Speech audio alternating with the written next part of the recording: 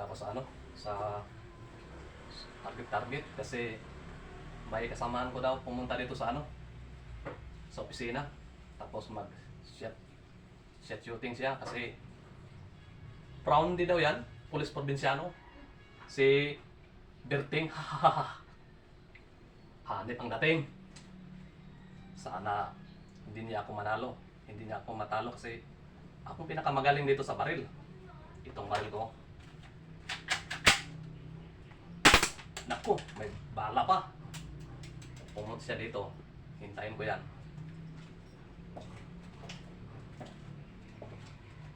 Magandang umaga po. Uy, pasok Sarge. Ito, pasok. Ito pala ang opisina mo. Yes po, Sarge. Pasok.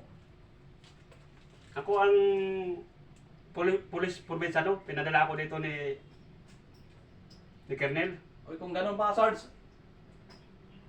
Proundi ka, proundi. Pulis probinsyano, ha ha ha. Doon ka, Sarge. Dito. Maraming salamat po sa pinatuloy mo ako sa opisina mo, sir.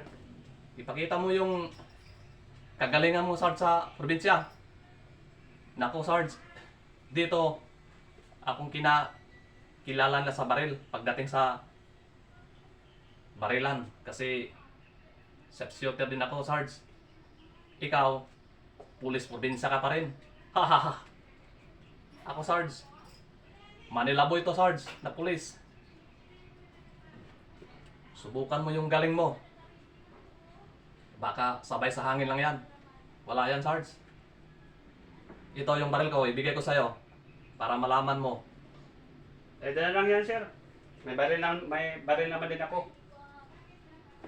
Ito? O, Sarge, ilagay ko dyan yung baril ko dyan. At tingnan ko yung kagalingan mo kung magaling ka pa. Pero alam mo, Sarge, pag galing sa probinsya, wala yan. Yung tinatarget na lata. Lata lang yan, Sarge. Proundi ka, Sarge. Proundi. Subukan ko lang ang kung may pulso pa ba ako. Tingnan natin, Sarge. Huwag ka namang payabang pa, Sarge. I-try ko lang sarili ko Tingnan natin yung... kung makatama ba ako. Kasi doon sa amin, lata lang ang tinatarget ko. Naku, wala yan, Kaya Sarge. nga, sa ngayon, subukan ko.